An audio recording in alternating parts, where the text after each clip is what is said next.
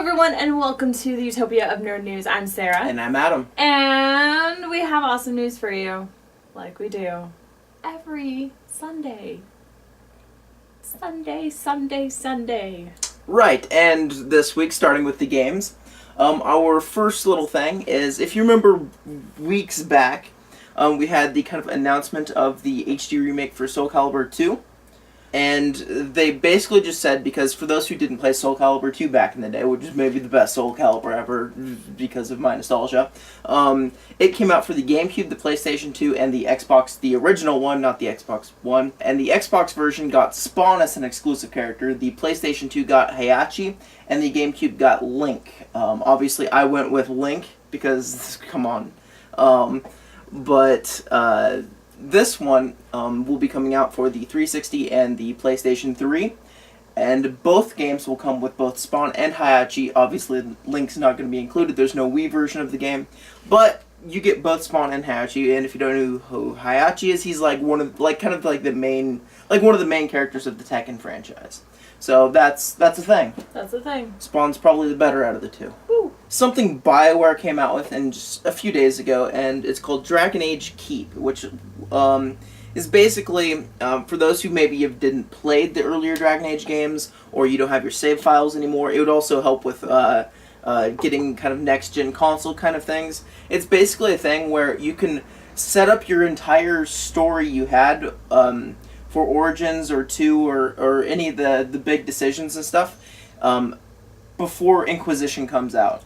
So it's really cool if you say you played it on the PlayStation 3 and you want to play it on the Xbox or PC or whatever, that way you can just line up all the decisions you wanted, or if there's something you kind of go like, I wish I would have done it this way but I don't want to replay the game, then you can just tweak that up, and I like it. It's just a simple way to, and it fixes a lot of problems that'll help out with their other games like Mass Effect and stuff during this kind of transitional period with the new consoles coming out. And again, it's nice for people, if you lose a save file or something like that. Yeah. Point in case. I was like, yeah, Dragon Age, and I played it and stuff, and I was rocking it out, and I had the best story ever. Alistair was my king, and I was married to him, and I made him Spoilers. and Morgan do things. I would hope they would play the game by now. Yeah. Origins is one of the best games to come out in the last 5 to 10 years, so play it. But it got deleted when my PS3 decided to be a lemon and crap out on me. Yeah. So this would be a great thing for me to do, even though I really don't remember a lot of the decisions I made. So if you have time, you should definitely replay it, because it's an awesome game anyway. But, and for those of you people who might be curious, it will be launching sometime in 2014 before the launch of Inquisition. But, yeah, again, it's just really nice, and I know you didn't play Dragon Age 2, or at least very far into it. I played a little bit. Yeah, and it's just, it says things like you can customize it to the point where, which characters you would have brought into your final party, which characters you romanced, all sorts of different things. So all the things that basically will have any kind of rippling effect into Inquisition, because they said, the different decisions throughout the games will affect the kind of catastrophes that are happening in Inquisition. Obviously, it's a very open-ended thing, because we don't know a ton about it, and I'm glad they're not telling us too much about it. Right. So that's just kind of cool, I think. Definitely. The next thing, I don't know if you've heard of or not, but you know how when the Nintendo DS came out, and then there was a new DS every year? It's like Nintendo DS, DSi, I don't even know. XL. Right, and there was just a bunch of them, and then they said the 3DS was coming out. There wouldn't be a bunch of them coming out. And then a year later, they came out with the 3DS XL for people with bigger hands and stuff. They're not done, are they? No, in fact, they just announced for this coming winter season the Nintendo 2DS, which is a cheaper alternative to play the same games as the 3DS. Without the 3DS capability? Yeah, but it's in 2D. The 3D, I guess. But it's cheaper. I think they don't have a North American price yet, but I know it's like €100 or something. It's really cheap, but it's really different too, because you know how the 3DS you can open and close and it has a case thing. Mm-hmm. It's not. Think of almost like a tablet or something, except then it just has the 2 screens and your buttons on the side, and you don't close it, and it's really weird. I don't want one. I'd rather just pay a little bit more for the 3DS, but it's a cheaper alternative for those of you who are dying to get your hands on Fire Emblem Awakenings. I'll just buy it. Yeah, because I have 3DS. But anyways, yes. If you don't have one, buy the 2DS. Or just save up for a 3DS XL if you have hands like me, and you cramp on a regular 3DS, so the thought of a smaller 2DS is painful. Or you just buy the regular one because you have small hands. Speaking of Nintendo hardware, there is a price drop for the Nintendo Wii U. Their deluxe edition will be dropped $50, so it'll be $300, and that's the one that comes fully loaded with everything. So if you don't have a Wii U and you really want one, now is the time to buy. In fact, actually, I'd wait until September 20th because that's when the date it drops. But you know when it's looming, and they're doing it just enough time for the holiday shopping season and all that. If you're a Nintendo fanboy. Hey man, there's some reasons you should want the Wii U. We'll go over one in a little bit, like right now. Okay, so tell me why I would want to even think about purchasing a Wii U. Well, besides the fact that not too long ago they re-released the Earthbound for its online, and that's an awesome old RPG for those who haven't played it. Coming out fairly soon, a lot of people have heard of it, is the HD remake for The Legend of Zelda Wind Waker, which was considered to be one of the most beautiful games for its time period ever. And to see this in a high definition would be totally awesome, right? Right. And and they announced the release date for it, which is October 4th. Right there. Blah, blah, blah, blah. October 4th. Yes. Guys. October 4th for The Legend of Zelda The Wind Waker. If you didn't play it on the GameCube, now is the time to buy it. But if you're going to pick it up, I'll go ahead and pick it up from GameStop, because if you get the limited edition from GameStop, you get something that's actually really cool. You get a full giant Ganondorf statue that actually looks really cool. A full one, and that's just with the limited edition only from GameStop. So there you go. Yeah, if you love Zelda. Woo. Which there's a lot of you people. So, moving on to movies. Are you ready for a bit of movie news? We have a lot of comic book related movie news. In fact, Sure. 4 things. Probably Marvel. We have some Marvel. Would you like to start with some Marvel? Sure. Alright, just as a thing from last week, a follow-up. We mentioned the rumors of Bradley Cooper potentially playing Rocket Raccoon. Yes. It's confirmed. Bradley Cooper is Rocket Raccoon. We said our words on this really last week. Do you have anything to add? Yay! Bradley Cooper as Rocket Raccoon. Woo! Alright. Would you like a bit more Marvel news? Better be good. It's pretty awesome. Better be better than Bradley Cooper. James Spader is our Ultron. What are your thoughts? I don't Nothing? even know who that is. You would recognize his face. Probably. He's one of those people, like, people have been making jokes because he's actually done a few movies back in the 80s as a teenager with Robert Downey Jr.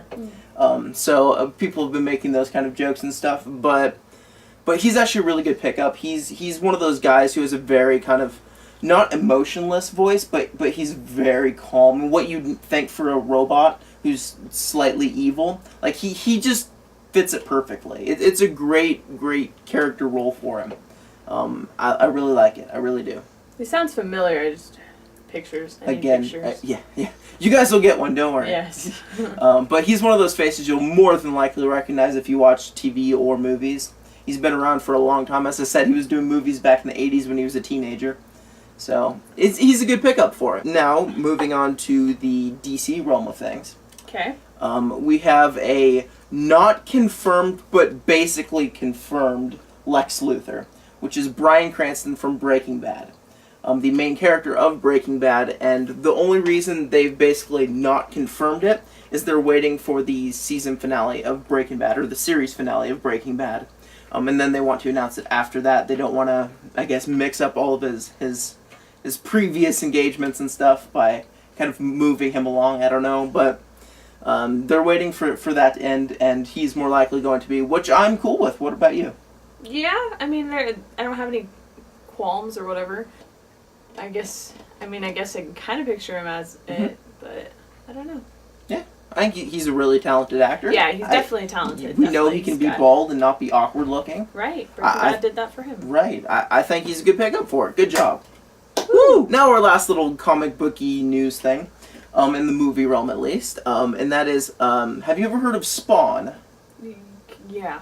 Well, the fans who have been dying for a remake of his old movie. Are getting it? Yes, they are. They're Woo! in pre-production and rumored for 2014. Obviously, that seems really quick considering they're really early on, and they're wanting to get filming done and all that stuff. If it ends up coming out 2015, it's going to get squashed because there's already Age of Ultron and Superman, Batman, and Ant-Man, and...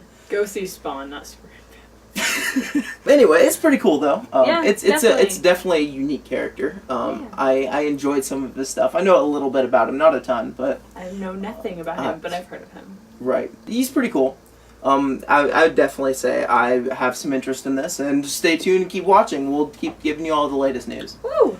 And going on to TV, which we don't normally get to all the time, I but know. we got a decent amount. It's been crazy. I know, right? The first one is that J.J. Abrams, Jonathan Nolan, who is Christopher Nolan's brother, and Jerry Weintraub are executive producing the remake of an old, like, 1970s movie, like sci-fi movie called Westworld. I never saw it myself, but there's a lot of people who are really excited for this, and it will be an HBO TV series. So Oh, cool. it's very exciting news. In fact, they're saying that this is one of the biggest projects HBO's ever undertaken. So clearly, Bigger than Game of Thrones. I guess, like, Because Game of Thrones is such a small project. right. Apparently, they're going to be throwing a lot of money into backing this. So hopefully, it doesn't flop for them. Mm-hmm. The show will be written by Nolan. And it will be directed by Lisa Joy, who is the director, at least for a lot of the episodes of the TV show Burn Notice, for those of you who have ever watched Burn Notice. And again, I've never seen it, but I did a tiny bit of research just so I could kind of give you a brief kind of synopsis, which is basically like, apparently, it's like they built like a what is it called, like a theme park. Mm-hmm. In fact, a lot of people are saying that Jurassic Park was actually made kind of off of this.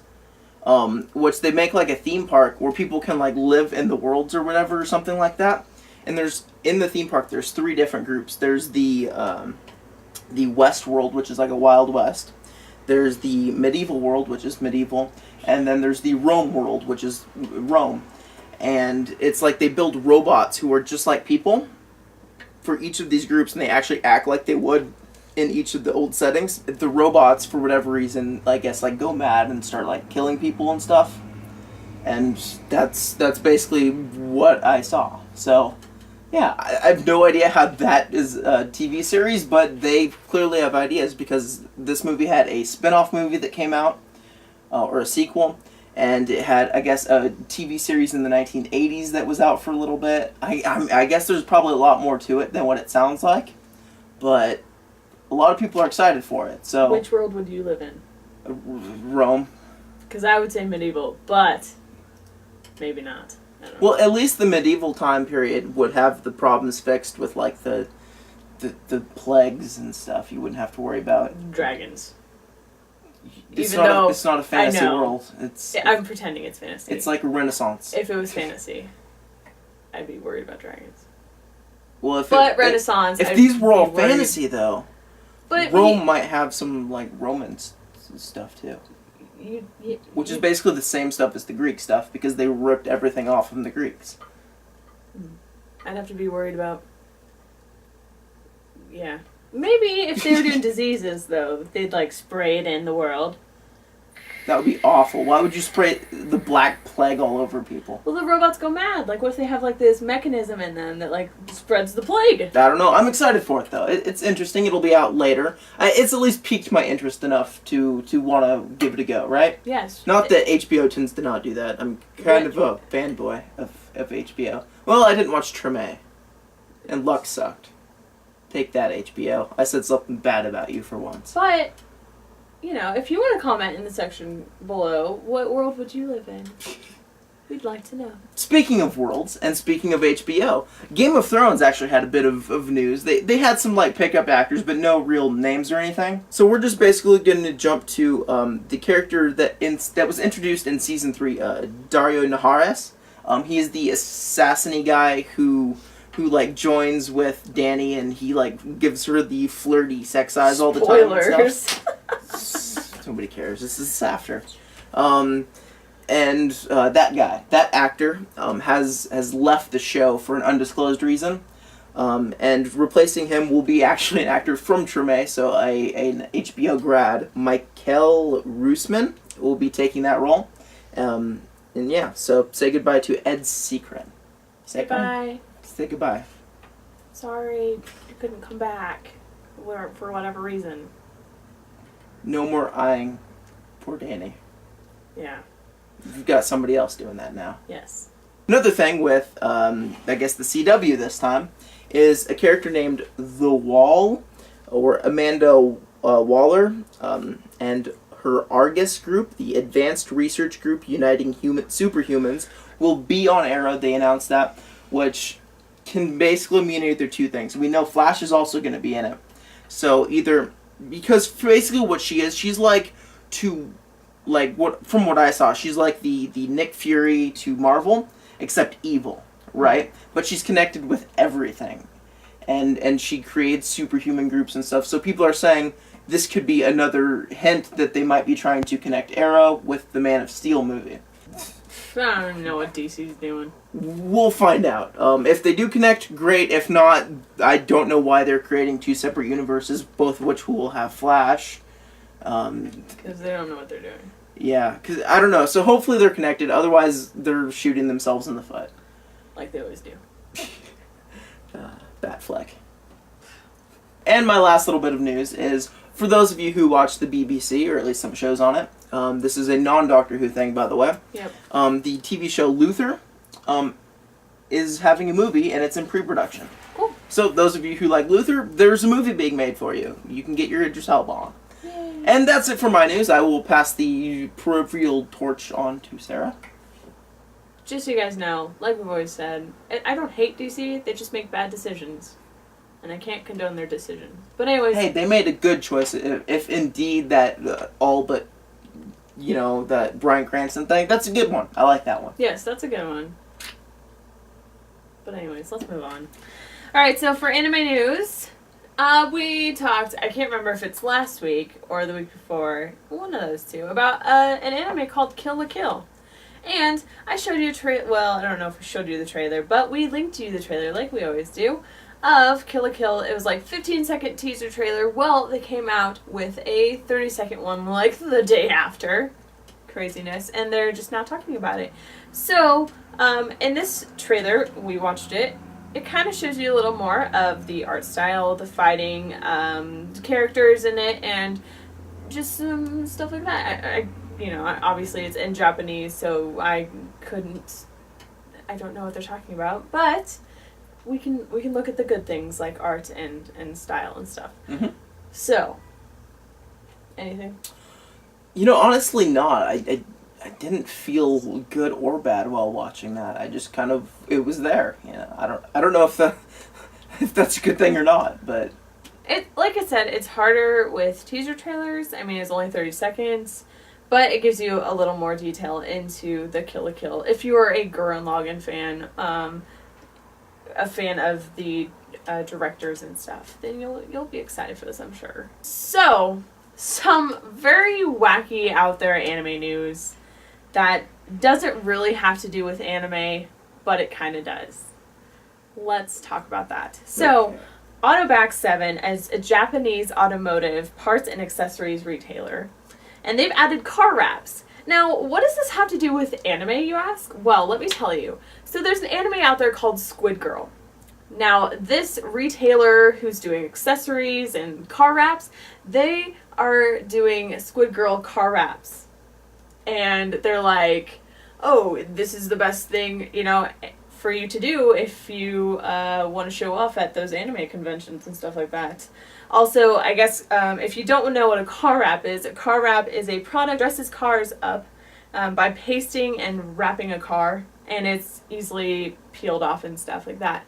It can also protect your car from damages from like stones and stuff.